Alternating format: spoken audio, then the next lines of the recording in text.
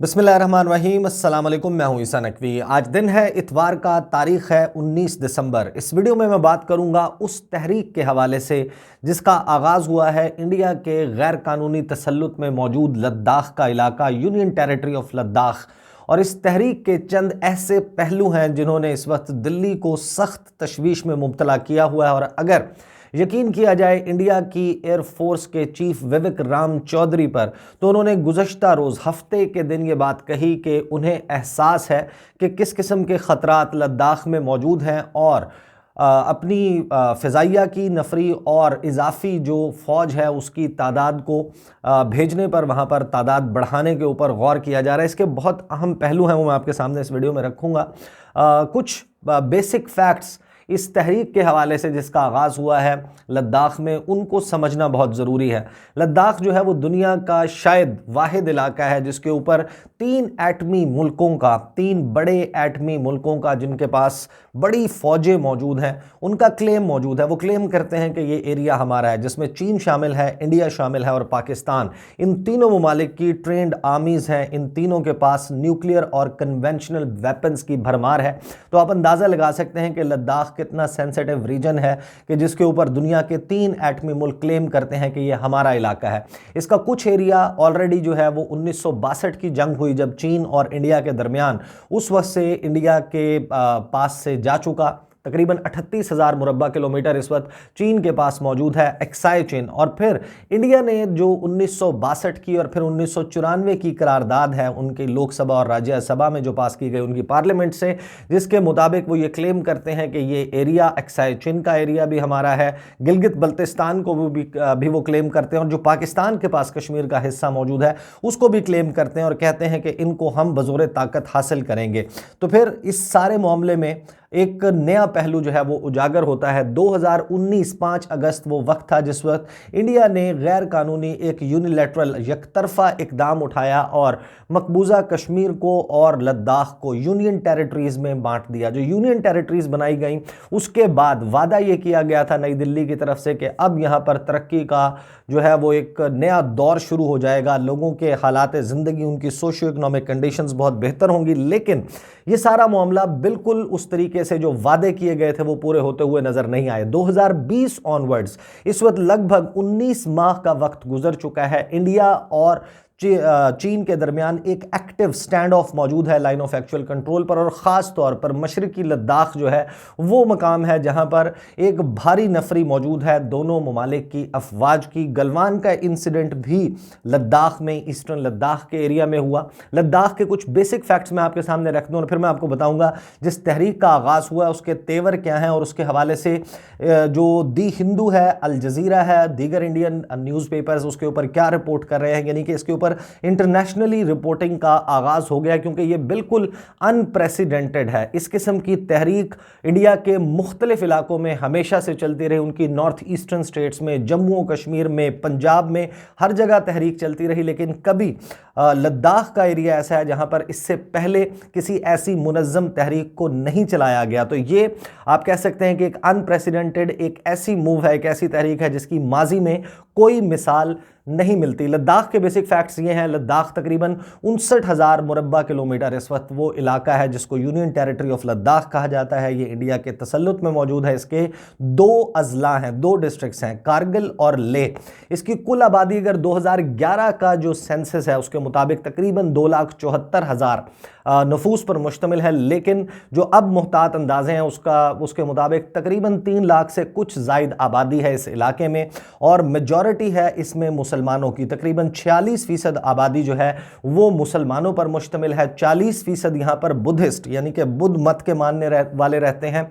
12% आबादी यहाँ पर हिंदुओं की, और 2% ऐसी है जो दीगर मज़ाहिब से ताल्लुक़ रखती है। तो फिर इसकी जो डेमोग्राफी है, जब आप उसको अपने जहन में रखेंगे कि ये हिंदू डोमिनेंट या फिर डोमिनेटेड एरिया नहीं है, यहाँ पर हिंदू पॉपुलेशन ज़्यादा नहीं है, और उनकी सोच जो है वो बीजेपी, भारतीय जनता पार्टी और राष्ट्रीय स्वयंसेवक संघ से नहीं मिलती। तो फिर ये एक ऐसी फॉल्ट लाइन है जो इंडिया के लिए बहुत बड़ी परेशानी क्रिएट कर सकती है इस इलाके के हवाले से, जहां पर दो जानिब से खतरा मौजूद है इंडिया को। ऑलरेडी पाकिस्तान भी इसको क्लेम करता है कि ये लद्दाख का एरिया, ये पार्ट ऑफ जो रियासत थी जम्मू और कश्मीर की, उसका हिस्सा है और इसके तहत ये पाकिस्तान का हिस्सा बनता है। चीन इसके ऊपर क्लेम करता है कि ये एरिया हमारा है और इंडिया कहता है ये हमारा। लेकिन जो सबसे कम पॉपुलेशन यहां पर मौजूद है वो हिंदुओं की आबादी है। और जो डिफरेंट है, जो चीज़ 2019 के बाद से हमने होते देखी कि 2019 के बाद जिस तरह से डोमिसाइल सर्टिफिकेट्स जारी करने शुरू किए इंडिया ने जम्मू और कश्मीर में, मकबूजा जम्मू और कश्मीर में, उस किस्म का सिलसिला लद्दाख में देखने में नहीं आया, क्योंकि यहां पर डिफरेंट किस्म की चेंजेस चल रही थी सारे वक्त के दौरान।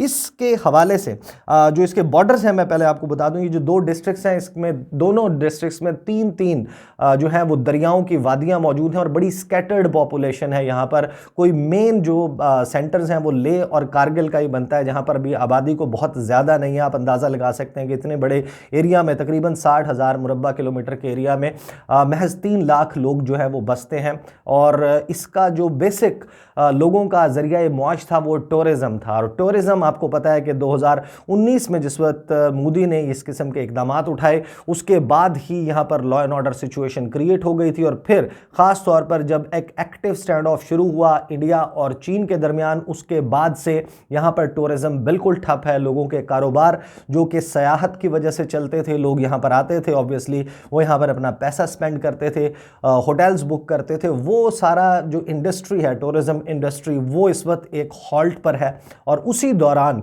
नरेंद्र मोदी की हुकूमत ने एक और काम करना शुरू किया। यहाँ पर मुख्तलिफ कंपनीज़ को दावत दी गई कि आप आएँ और सोलर पावर के प्लांट्स लगाएं, दीगर जो है वो एक्टिविटीज़ करें, और उसके लिए यहाँ का लैंड, यहाँ की ज़मीन जो है उसको एक्वायर करने की कोशिशें शुरू कर दी गई। जो यूनियन टेरिटरी के लोग हैं वो ये समझते हैं कि ये इलाका हमारा है और इस इलाके को ये समझ कर के ये ज़मीन बेकार पड़ी है, वो जो ख़रीदने की और यहाँ पर प्रोजेक्ट्स लगाने की कोशिश कर रहे हैं, ये कतन काबिल कबूल नहीं है। साथ ही जो 2020-19 के फौरन बाद एक किस्म की एस्केलेशन यहाँ पर आई, एक एक्टिविटी शुरू हुई।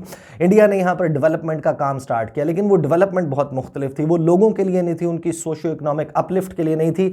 यहाँ पर रोड्स, ब्रिजेस और टनल्स बनाई जा रही हैं, लेकिन वो तमाम की तमाम एक आम इस इलाके के रहने वाले के फ़ायदे के लिए नहीं, बल्कि फ़ौज के इस्तेमाल के लिए है कि किस तरीके से फ़ौज को मोबिलाइज़ करके लाइन ऑफ एक्चुअल कंट्रोल पर भेजा जा सकता है, किस तरीके से कश्मीर और लद्दाख के दरमियान फ़ौज की मूवमेंट को यकीनी बनाया जा सकता है। और फिर उसके लिए जिन लोगों को इंगेज किया गया, जो वहाँ पर कॉन्ट्रैक्टर्स थे, वो सारे के सारे इस इलाके से ताल्लुक़ नहीं रखते। तो जो बिज़नेस यहाँ पर आया भी है, जो इकनॉमिक एक्टिविटी जनरेट भी हुई, वहाँ पर लोकल पार्टिसिपेशन बहुत कम थी। इसी तरीके से तकरीबन 12,000 से 20,000 ऐसी वैकेंसीज मौजूद हैं, जॉब्स मौजूद हैं जहां जिनको फिल इन नहीं किया गया। साथ ही यहाँ के लोग जो हैं उनकी डिमांड्स में ये डिमांड भी शामिल है कि इधर 2 लोकसभा की और 1 राज्यसभा की सीट होनी चाहिए, लेकिन ये तमाम की तमाम डिमांड्स इंडिया की तरफ से बिल्कुल नहीं मानी गई। और फिर वो वक्त आता है जिस वक्त ये इलाका लद्दाख का, जो एक जानिब मकबूजा कश्मीर के साथ मिलता है, एक तरफ गिलगित बल्तिस्तान के साथ मिलता है, एक तरफ ये अक्साई चिन के साथ मिलता है, एक जानिब जो है वो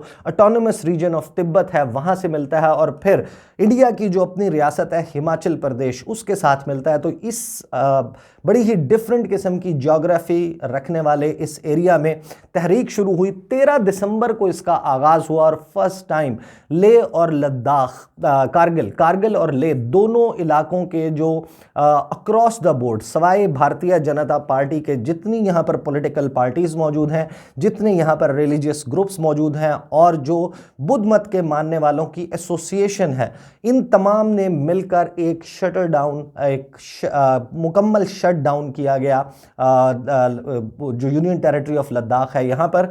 और इसमें एक चीज़ बड़ी डिफरेंट थी कि इससे पहले जो बुद्ध मत के मानने वाले हैं और जो मुस्लिम पॉपुलेशन है, उनके दरमियान अपने हकूक़ के हवाले से एक यूनिटी मौजूद नहीं थी, वो क्रिएट होती हुई नज़र आ रही है। अब इस सारे एरिया, इस तमाम मामले के हवाले से जो द हिंदू है वो उसकी हेडलाइन में आपको बता रहा हूँ कि growing demand for statehood in Ladakh.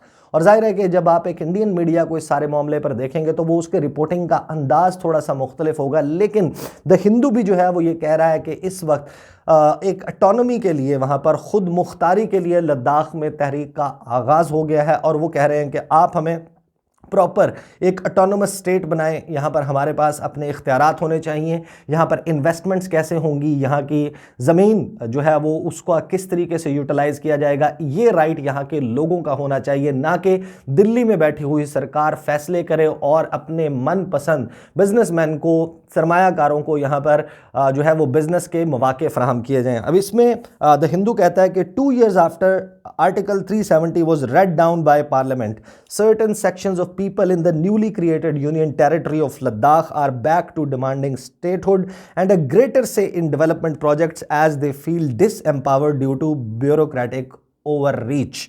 इस सारे मामले में जो ब्यूरोक्रेसी का किरदार है उसकी वजह से एक ग्रोइंग रिजेंटमेंट है लद्दाख के रहने वालों में, और इसमें जो तहरीक को कारगिल वाली साइड से चलाने वाले सज्जाद कारगिली हैं वो मेंबर हैं कारगिल डेमोक्रेटिक अलायंस के, उनको इन्होंने कोट किया है। उन्होंने कहा कि हम इंटेंसिफाई करेंगे अपने प्रोटेस्ट को अगर हमारी डिमांड्स जो हैं उनको नहीं माना जाता। केडीए में उन्होंने कहा कि तमाम सियासी जमातें, तमाम मजहबी जमातें शामिल हैं और हम गांव-गांव जाकर इस तहरीक को चलाएंगे, अपना एजेंडा उनके सामने रखेंगे, लोगों को सेंसिटाइज करेंगे, रैलीज ऑर्गेनाइज करेंगे और सवाए बीजेपी के, भारतीय जनता पार्टी के अलावा, जिसकी बहुत ज़्यादा कोई बहुत स्ट्रॉन्ग प्रेजेंस मौजूद नहीं है लद्दाख में, उसके अलावा तमाम के तमाम सेक्शंस ऑफ द सोसाइटी इस तहरीक का हिस्सा हैं। और उन्होंने ये भी कहा कि रीज़न्स हमें नहीं मालूम लेकिन हुकूमत हमारे मुतालबात पर खामोश है और अभी तक हमारे साथ डायलॉग शुरू नहीं किया गया। इसी तरीके से जो फॉर्मर प्रेसिडेंट हैं बीजेपी यूनिट के लद्दाख के मिस्टर लाकरुक जो हैं वो ये कहते हैं कि गुज़श्ता 2 सालों में हुकूमत ने यहाँ पर कोई रिक्रूटमेंट नहीं की, कोई जॉब नहीं दी और इसी तरीके से जो लोग रिटायर हुए हैं उनकी वैकेंसीज़ को फिल इन नहीं किया गया और 20,000 जॉब्स ऐसी हैं जो वैकेंसीज़ हैं वो फिल इन होने के मुंतज़िर हैं। लेकिन जाहिर है कि जिस वक्त एक गवर्नमेंट की प्रायोरिटी हो कि वो अपने पैसे को टनल्स और फौज के इस्तेमाल के लिए रास्ते बनाने में सर्फ कर रही हो तो फिर जाहिर है कि वो इन वैकेंसीज़ को फिल करना उसकी प्रायोरिटी नज़र नहीं आती। इसमें वो कहते हैं कि हम ये नहीं कह रहे कि हम लद्दाख को बंद कर देंगे इन्वेस्टमेंट्स के लिए, लेकिन इस सारे मामले में हमारी से होनी चाहिए। इसी मामले पर अल जज़ीरा जो रिपोर्ट कर रहा है वो कहता है कि why India's Ladakh is witnessing growing discomfort, कि इस वक्त लद्दाख में क्यों एक बेचैनी और बेताबी जो है वो बढ़ती हुई नज़र आ रही है। ये श्रीनगर से रिपोर्ट किया गया, रिफ़त फरीद हैं अल जज़ीरा की कॉरेस्पॉन्डेंट, जो कहती हैं कि इस हफ्ते के आगाज़ में एक ऐसा काम हुआ मशरक़ी लद्दाख में जिसकी माजी में कोई मिसाल नहीं मिलती। एक ऐसा इलाका जिस पर चीन, इंडिया और पाकिस्तान 3 एटमी मुल्क क्लेम करते हैं कि ये हमारा है, वहाँ पर एक अनप्रेसिडेंटेड किस्म का एक ऐसा काम हुआ जिसकी माजी में मिसाल नहीं मिलती। शटडाउन शुरू हो गया। अब इस सारे मामले पे जाहिर है कि जो एपेक्स बॉडी है लेह की, कारगिल की डेमोक्रेटिक अलायंस और इसी तरीके से जो वहाँ पर मौजूद है बुद्धिस्ट एसोसिएशन, इन तमाम ने मिलकर इस सारे काम का आगाज़ किया। तो इस सारे मामले पर हफ्ते के रोज़ हैदराबाद में मौजूद थे इंडियन एयर चीफ विवेक राम चौधरी। उनसे रिपोर्टर्स ने कुछ सवालात किए। उस सवाल के जवाब में मैं आपको क्विकली बता देता हूं कि जो इस किस्म की गुफ्तगू जो है वो इंडियन फ़िज़ाइया के चीफ़ ने की, उसमें एक वाज़े इशारा मौजूद है कि इस तमाम मामले को दबाने के लिए बजाय इसके कि इनके साथ मुज़ाकरात किए जाएँ, इनके मुतालबात माने जाएँ, इसको भी सप्रेस करने के लिए इंडिया जो है वो इस वक्त प्लान कर रहा है। The Indian air force is continuing deployment in eastern Ladakh as the stand off with China still persist and the force is ready to enhance the presence of troops if need arises. अच्छा, एक तो वो China का नाम लेकर ये कह रहे हैं कि हम यहाँ पर अपने फ़ौजियों की, अपनी इंडियन एयर फोर्स की जो है वो नफरी को बढ़ाएंगे, उसकी तादाद में इजाफा करेंगे, लेकिन साथ ही उन्होंने जो गुफ्तगू की उसमें उन्होंने कहा यानी कि when he was asked another question to another query, Chaudhary said the IAF, the Indian Air Force, is aware of the threats which come in the form of multiple domains and not merely the physical and kinetic domains from the neighboring country। अब जाहिर है कि वो बात China की कर रहे हैं यहाँ पर, लेकिन ऑब्वियसली जब नेबरिंग कंट्रीज़ की बात होती है तो उसमें पाकिस्तान भी शामिल है, चाइना भी शामिल है, और वो ये कह रहे हैं कि हमें इंडियन एयरफोर्स को मालूम है कि ये जो थ्रेट है, ये ख़तरा है, ये सिर्फ एक फिजिकल या काइनेटिक फॉर्म का ख़तरा नहीं है कि जहाँ पर फ़ौज आपस में लड़ रही हो, लेकिन इस सारे मामले को ज़ाहिर है कि इंडिया में इस वक्त एक फील मौजूद होगी कि 40% मुसलमान पॉपुलेशन यहाँ पर मौजूद है, 40% बुद्धिस्ट है, उनकी जो बॉन्डिंग है, हिस्टोरिकल बॉन्डिंग है, वो पाकिस्तान के साथ है, और आधों की हिस्टोरिकल बॉन्डिंग जो है वो ऑटोनमस रीजन ऑफ तिब्बत वहाँ के रहने वालों के साथ है। तो ये सारा मामला इस वक्त बनता हुआ दिखाई दे रहा है। लेट्स सी, क्योंकि लद्दाख का एक ऐसा मामला है जो कि एक ऑन गोइंग आप कह सकते हैं कि स्टैंड ऑफ वाली सिचुएशन और एक कॉन्फ्लिक्ट जो है वहाँ पर उसका ख़तरा बहरहाल मौजूद है। I will keep a track of this situation, और आने वाली वीडियोस में भी अगर इस मामले पर कोई डेवलपमेंट होती है मैं बात करूँगा। अगली वीडियो में आपके साथ मुलाकात होगी। मुझे इजाज़त दीजिए। अल्लाह हाफ़िज़।